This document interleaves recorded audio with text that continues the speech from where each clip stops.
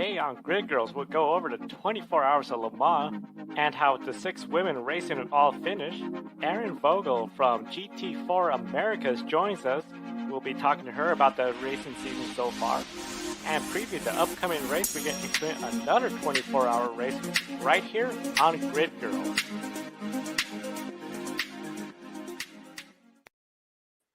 Hello everyone, welcome to Grid Girls, our program, a collaboration of the Grid Network and Racers, the girls behind the helmet, Joe from the Grid Network, along with Daniel from Racers, the girls behind the helmet. We have a very exciting show for everyone today. We're going to have Erin Vogel join us later on the program. First, we're going to recap on the big weekend of racing we had this past weekend, and we'll start with the 24 hours of Le Mans. Yes. Hello, good morning, everyone. It was a very important weekend last week for motorsport and for endurance racing in particular, with the rescheduled Le Mans 24 hours. Of course, the original date was back in June. It was moved to September for the situation that we all know. There were 2 all-female teams on the grid this year. The first one in the LMP2 category, which was a first time. It was the very first time that an all-female crew was joining Le Mans in a prototype category. The Richard Mille racing team lined up Tatiana Calderon, Sofia Flörsch, and Beitske Visser, 3 of the most important female racing drivers competing worldwide right now. Tatiana, of course, is the very well-known Alfa Romeo Formula 1 team development driver. She has competed last year in Formula 2, in the FIA Formula 2 Championship, which is one of the most competitive Formula series in the world, and is now competing in the Japanese Super Formula, which is, again, a top-tier racing series in Japan. Sofia Flörsch, of course, the very young racer from Germany. She has been racing this year in the FIA Formula 3 Championship, again, a super high quality championship, and as well her first steps in endurance racing and in sports car racing in the last month, basically. She joined the ELMS, the European Le Mans Series, at Le Castellet like 1 month ago. And they were together with Beitske Visser, because Tatiana was racing in Japan that weekend. They were very competitive, and they could clinch a P11 in their first race, but they could compete for P5 until a drive-through penalty. Basically, that was her very first race and the only race in sports car before joining the big race at Le Mans. And basically the same thing went for Beitske, who was the runner-up last year in the W Series, the all-female Formula 3 Championship, who finished second behind Jamie Chadwick. So they were all Le Mans rookies, and that was a very big task for all of them in the prototype category. And LMP2 class, so 24 cars on the grid, which was a very big grid. And they had basically the perfect race. No issues, no technical issues with Signatec, which is the French squad, very important team that already won Le Mans, that run the Richard Mille operation. They were moving up the grid the race. They were qualified in P25, but as soon as the race started, they started to move up the order with no technical issues whatsoever. They alternated behind the wheel of the Oreca LMP2 prototype, Tatiana, Sofia, and Beitske, and they could finish in P13 overall and 9th in the LMP2 class. So a top 10 at their Le Mans debut was something extraordinary, out of anyone's imagination at before the race. And there was also another all-female crew in the GTE category, the Iron Link team, which was present at Le Mans last year as well, with the same lineup, with Manuela Gosner, Michelle Gatting, and Rahel Fry. pretty experienced GT racers. They were ninth at their debut last year at Le Mans, and they did exactly the same result this year. They were not so happy about that, but I mean, again, doing a top 10 in the second year, again, no problems, no issues, no pit stop problems. So another flawless race from the Iron League's team. Last year they raced with the Swiss team Kessel Racing, while this year they raced with Italian team Iron Links. So yeah, it was a very good race for both of the all-female crews. I think they will be back next year in 2021 for Le Mans, both the teams, as they have multi-year deals in the European Le Mans series, where they are racing this year. They will be in Monza next race, where probably Catherine Legg was scheduled to race in the Richard Mille team. And of course, she had that infamous crash at Le Mans in pre-season testing, and she broke her leg and she could not compete at the legendary 4-hour race. She will try. She's recovering. She will try to be back for Monza, where hopefully I will be there to follow their races. Very exciting. And then, of course, we know Rahel's going to be racing at the 24 hours this weekend at Nürburgring. So it's going to be a very busy weekend for her. Back-to-back 24-hour races. Amazing stuff. And definitely congrats to all the racers.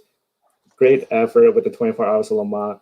Super exciting. I know I was watching most of it. The advantage of being in the West Coast. Yes, an early wake up, 5 a.m. to watch the start of the race. But then I could stay up longer. Miss about a couple hours and then catch the end. So great stuff overall. Now to some NASCAR and ARCA racing series in the past weekend right here in the United States. NASCAR Truck Series raced at Bristol with the UNOH 200 presented by Ohio Logistics. Jennifer Jo Cobb finished 28th after starting 32nd.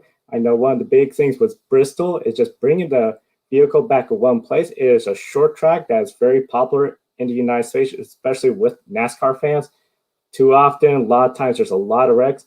Both drivers, Jennifer Jo Cobb and Natalie Decker, who finished 29th, right behind Jennifer Jo Cobb, brought the truck home, finished the race, and told there was 5 cautions and 5 teams failed to finish.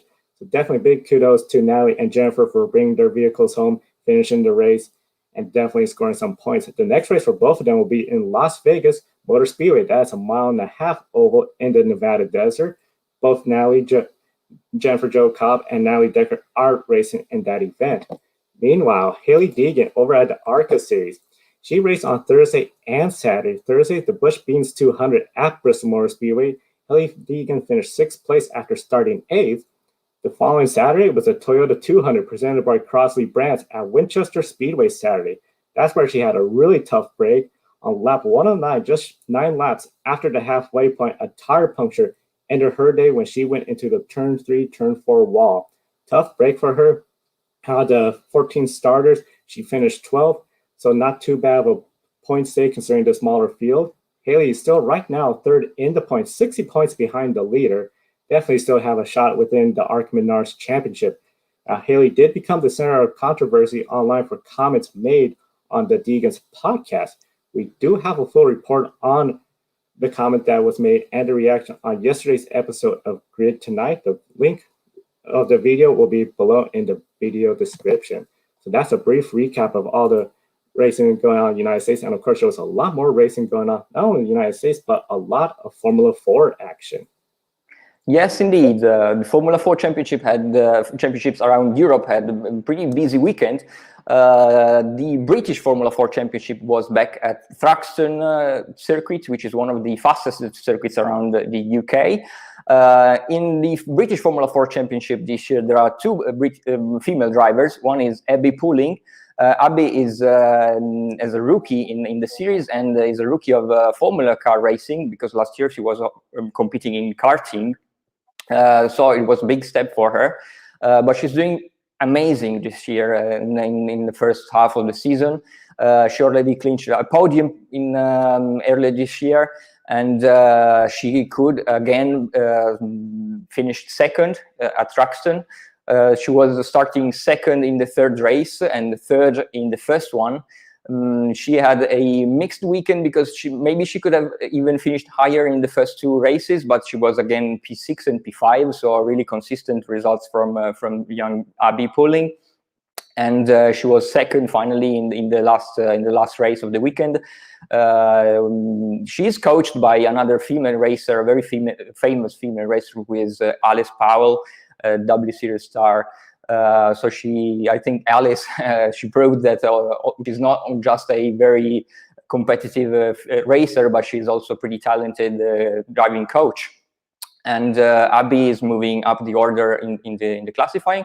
She is at Silverstone this weekend. She tested today in Silverstone, and she will be racing again in a back-to-back weekend for British Formula 4.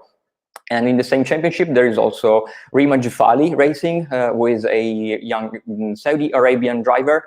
It's her second season in the British Formula 4 Championship. As we said in the previous weeks, Rima has been pretty late to car racing because, of course, she was not allowed to drive in her home country since 2018, I believe. So I think Rima had a pretty decent weekend. She had a P9 and a P10. It was her best weekend in the British Formula 4 this season. Then the German Formula 4 Championship, where Amda Alkbaisi made her debut. She's racing in the Italian Formula 4 on a consistent basis. But Iron Lynx, her team, extended their presence in the German ADAC Formula 4 Championship at Hockenheim, starting from Hockenheim, and she made her debut in the German series as well. Hamda was racing at Red Bull Ring last weekend with the Italian Formula 4 Championship. We reported from Red Bull Ring where Vivian, my colleague from Germany, was down there to report from the races. And then she made her debut at Hockenheim. And after she had her first top 10 result at Red Bull Ring in Austria, again she had an outstanding race one in Hockenheim, and she was again P9, so another top 10 for her. She was P14 in the second race and had a retirement. So I think she's very fast, but she's trying, to find the consistency that is always needed on a championship basis. And then the Spanish Formula 4 made their return after the French round of Le Castellet, where I was there reporting from the race.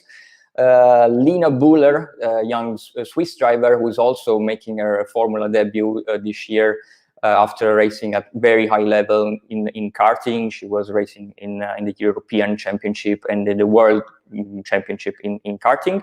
As we said the previous weeks, Lina has a lot of potential, I think, and she proved that again in Jerez this weekend because she was P5, P6. She was always in the top 5 in practice sessions, and then in qualifying, she can't really find her pace in qualifying because it's 15 minutes sessions.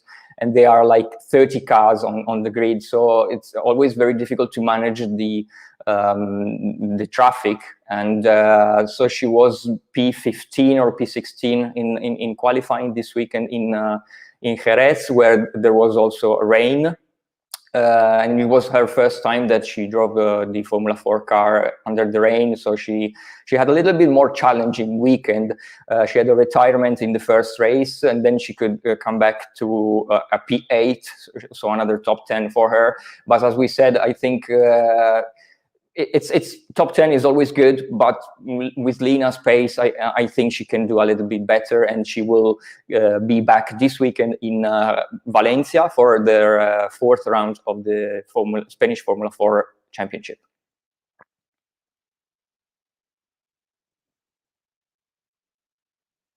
When we get to the second part of the program, we're going to see there's a lot of Formula 4 racing still up ahead this next upcoming week.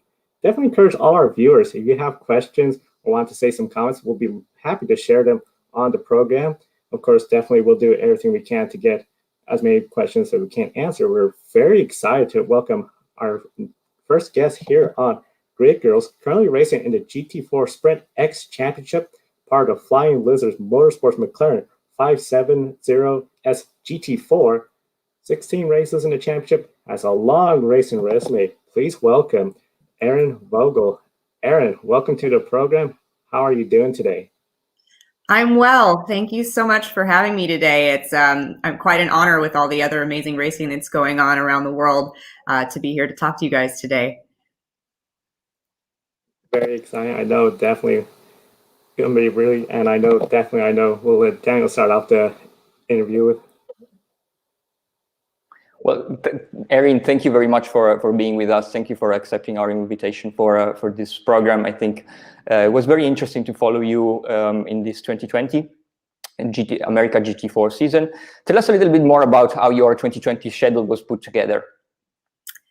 Well, I always knew I wanted to end up in SRO at some point, either as a stepping stone or as some place to be for a while. It's a great series where they offer a lot of opportunities for up and coming drivers, and it's been really exciting to get there. It's a great series because it has so many races through the season. You get a lot of seat time. And it's been a really great opportunity to work with a team like Flying Lizard and a co-driver like Michael Cooper to just learn so much about pro racing and coming kind of from a grassroots background. It's been really a wonderful challenge and a wonderful learning experience. Now, Erin, I know that's really exciting to hear. Definitely one of the questions, can you tell us about the racing and the McLaren that you race with? Yeah, the McLaren's been a really fun car. It's fast. It feels light compared to some of the GT4 cars that I've driven prior to this. It's low to the ground, so it just feels like it's on rails. It's a beautiful looking car too, as you can see here in this photo. And it's been a really great car to jump into, coming from some German cars. It's been an interesting transition into this English refined vehicle, and it's the first time in a while that I've done racing manufacturer, and mostly I've done spec racing. So it's been really cool to learn about racing against cars that have very different capabilities from the car that I'm in. It's been a really competitive field. It's been a fairly large field compared to some of their past fields. So it's been really great racing. It's been a really great learning experience. I'm getting great seat time and spending a lot of time doing passing and racing with each other, which is all you can hope for in a series, is to actually have some really good competition going on. And that's definitely been the case this season so far. This past weekend, of course, you raced in the Circuit of the Americas at COTA for the 5th round of the GT4 America Championship with 2 win classes in the Pro-Am category. That was your most consistent weekend in the series so far. Can you sum up your weekend? Yeah, it was more consistent than some of our weekends. We struggled with pace a little bit more than we have kind of earlier in the season. We had some top 5 finishes in class, but then we've often had one race that's been very good and one that we've had some bad luck. So in terms of that, this weekend was definitely an easier weekend. We didn't have a lot of contact or anything. COTA is a great circuit to race at, and it was our 2nd time there this season, which is not something we usually get to do, to go to a racetrack twice. But the series has done everything they could to keep us racing this season, and that was one of the compromises, was to put something in the schedule where we were supposed to be at a racetrack that couldn't really accommodate us due to that their state had. So it's been great to have a series that's been advocating so much to get back out on track as much as possible. Very exciting. Now I know we got a couple of questions in the chat room. One question from Don asks, which female driver has inspired you to race? Hi, Don. Thanks for having a good question. There are so many female drivers It's a little hard to answer that because it seems like everyone that I become aware of inspires me in one way or another. Certainly early on, Christina Nielsen was a big inspiration and influence. And I think, a lot of female drivers can say that. She was definitely out in the front doing some things in sports car racing, which made it seem like it was possible for us other women to get there as well. Obviously the greats like Lynn St. James and Catherine Legg, have been doing great things in prototype cars. But I think to have someone like Christina at the sports car level was really important for female drivers to see that, we can all be, you don't have to be, aiming for something that seems so out of your wheelhouse. When you've come from grassroots racing, you have, this other direction that you can take your racing, and there's some great opportunities there as well. That's exciting to hear. And I know one of the big things with this series, GT4, you race at some of the best circuits all across the United States, Circuits of America, Road America, and Indianapolis Motor Speedway. For the debut season for you, was there any track that stood out as like more challenging or more just that, wow, I'm racing at this circuit? I think Indianapolis is definitely going to be that circuit. It's a cool place to end the season. We got to test there a little bit a few weeks ago, and the ambiance there with just the amount of grandstands that they have and the, very impeccable surface of the track there. They've really done an excellent job always keeping it well maintained, which can't be easy in a place that has winters like Indianapolis has. So I think that's going to be the highlight for me. One of the races that was on the schedule early on that we weren't able to complete because of the what happened with COVID and the timing was the Long Beach Grand Prix. So I'm sad to miss that. I'm hopeful that maybe we'll get back there next season or at some point in my future. But I'm really excited for Indianapolis. It's a great track with really great ambiance, and we're going to be able to have fans there. So that always just kind of adds that extra level of interaction, and it makes it exciting for everyone, for the fans and for us as drivers. I would like to ask you, of course, the championship started at COTA in March, I think, and then was put on hold for the situation that we all know. I would like to ask you, how would you rate your first season in the championship, and how did you cope with this long wait before the second round? I would say, yeah, it's definitely been a little bit of an emotional challenge, more than I expected for a first season. It was tough to have that time off, and I think mostly the uncertainty of whether we were going to get back, and I'm sure every racer out there can sympathize with that. But it, like I said, the series has done an excellent job of putting us back out on track and filling in the gaps and making up the races that we weren't able to have in April, May, and June.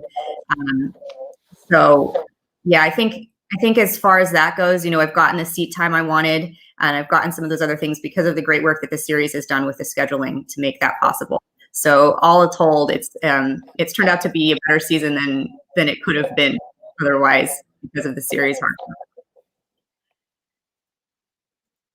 When it comes to racing, I know, especially we got a lot of fans that are being introduced to GT4 Americas through listening to you.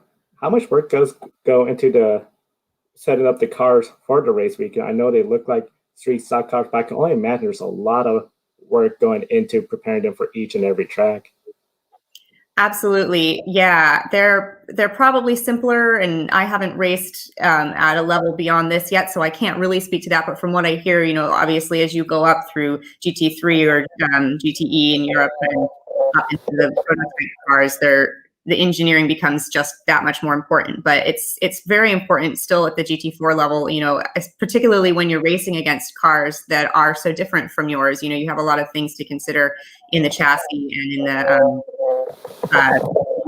trying to just dial everything in, and you can see that the people running at the front of the pack are doing a really great job of that. My team does a great job with it as well, but we've had a lot of little mechanical things that happen, which is just part of racing. Sometimes it comes, from coming into contact with another car on the racetrack or something. And as you can see here in this photo, they've done an excellent job of being on top of it. They're one of the teams that has the resources to always keep the car on track. But sometimes when you have those little issues, it just takes away from the time that you can be working on the setup of the car. So I think we just didn't have the time, and it's extremely crucial to be able to get through that, because every day with the temperatures being a little different, or the barometric pressure being different, every day at the track is a little different, and you have to be constantly working on the car to keep it running well. You can't just say this is the setup and this will work for us all the time. Every track is different, every day is different. And it's a lot to stay on top of. So that's what we're hoping now that we've got some of the other things that have been going on, where we've been struggling with some mechanical stuff. Hopefully we'll be able to come into Indy, into our last race, and just focus on the chassis and get that where we know we can do. As I said, we had some really great, being close to being on the podium, top 5 finishes in the beginning of the season. So we're just hoping that for our last race, we'll be able to pull some of that back out of the bag, because we know we have it. We just have to have the time and the opportunity to do it. Of course, being your debut season in the championship, it was always going to be a learning process and a learning year. But I think you showed pretty amazing progresses throughout the season, and also I think in the wheel-to-wheel battles, I think you were always looking very comfortable in the battle. So I think that's showing some really good racecraft. I think that was the most important thing for the first year in such a highly competitive series. So I think that's the most important thing that you can come out of this year. Do you have already plans for next year? Nothing solid yet. It feels early, but I know we're getting to that point where we need to make some decisions. So we're just kind of looking at some options, and hopefully we'll know in a month or so what our direction is for next year. And kind of waiting a little bit to see what the series is going to present. They may be offering some different things, some different classes to run in. So we're going to kind of see how that filters out, and then that may influence our decision a little bit. Definitely, I know we're very excited to have you on the program. Just really thrilling to listen to everything going on. I know before we let you go, any special shout outs you like to give out to, especially like sponsors or special thank yous? Just a really big thank you to Flying Lizard for all the hard work they've put in on the car this season. And big thank you to my co-driver, Michael Cooper, for being a really great teammate and an excellent coach.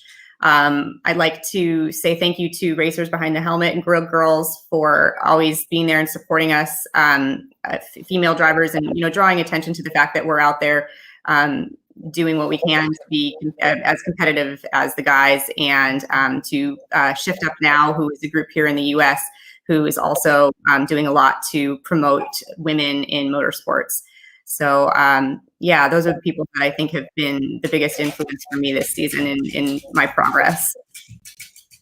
Once again, thank you, and we encourage everyone. We got all the links to Erin's website, social media on the video description below on our YouTube and Facebook. Encourage everyone to go follow her, as well as the GT4 Americas. Erin, thank you so much. I know we got a little bit of Formula 4 recap. Yes.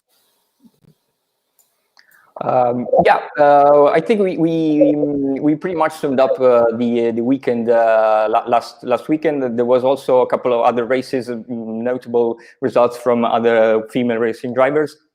Let's say Irina Sidorkova, for example, 17-year-old Russian driver, new entry in the W Series that never was the champion, the 2020 championship. She won her first race in the Russian Touring Car Championship, which was the program that she could put together with SMP Racing, her main sponsor, after the W Series got cancelled. So it was pretty interesting race from her. She has been struggling a little bit in the previous weekends, so for her to claim her first victory in the championship was pretty good. Gojor Dest, also the Polish racer that we've been following in the last couple of weeks. She was back in the Polish Touring Car Championship, and she claimed first place in one of the races, and second place in the second race. So another very strong result for Gosia. The Polish Touring Car Championship is basically a series that she knows very well. She has been competing there for a long time together with other programs, with other schedules. This year they are always racing at the same track, Tor Poznan, which is basically her home track, so she knows that very well. The ADAC GT Masters in Germany, which is the premier GT3 championship in Germany, was back at Hockenheim to get the Formula 4 ADAC German Championship. Simona de Silvestro was there, and she could finish P4. Another time, very close to the podium. She could not step onto the podium this time, but the results are coming. Together with Klaus Bachler, the very experienced Austrian racer. Bachler crashed the car, unfortunately, in the second race on the last lap, so they could not finish the second race. But again, their podium is coming. Rahel Frey, of course, was not in the ADAC GT Masters this weekend because she was racing in Le Mans. And as you said, she will be back in another 24 hours race this weekend at the Nürburgring, at the Nordschleife. So a very busy weekend, or busy week for Rahel, 24-hour race in a week. Kerry Schreiner, as the graphic shows, was also in the ADAC GT Masters, together with her co-driver Dennis Marshall. They claimed a surprise pole position on Saturday. Unfortunately, the races were not good for them because they kind of fell to the order during the races. They were 11, but again, the pole position shows that if they can put everything together, they are definitely set for a good results in the championship. There are a couple of more races coming up. Definitely, yeah. There's a lot of races coming up. Busy weekend all around motorsport, especially for all the women racing. Here's a list of some of the names. Of course, that we mentioned the Nürburgring 24 hours, where we have Carrie, Laura, and Celia. The 2019 last winners are running. TCR Europe, Jessica and Michelle are both running. Of course, Michelle had won the prior weekend. And the British Touring Car Championship, Jade Edwards. First time in a long time we had a female racer at the British Touring Car Championship. Definitely will be following her and reporting on her race results next weekend. ARCA, we do also want to add that Gracie Trotter is racing in the ARCA West Series. For a full listing of all the women racing this weekend, you can find that at racersbehindthehelmet.com/calendar. There they have a wonderful listing of all the women racing across the globe. Dan, when it comes to the racing going on this weekend, is there any key races you'll be watching this upcoming race weekend? Well, I think the big race this weekend will be the 24 hours race at the Nürburgring Nordschleife, of course, a legendary track. As you said, there's also going to be another all-female crew at the Nürburgring.